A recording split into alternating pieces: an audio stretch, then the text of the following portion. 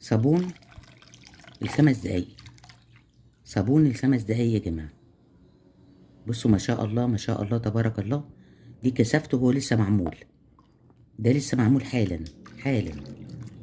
شايفين ما شاء الله تبارك الله، ده لسه معمول حالا يا جماعة.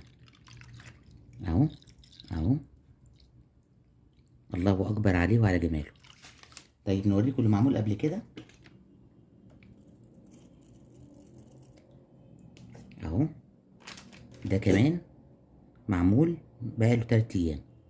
شايفين الكثافة بتاعته تقله، شايفين تقيل ازاي.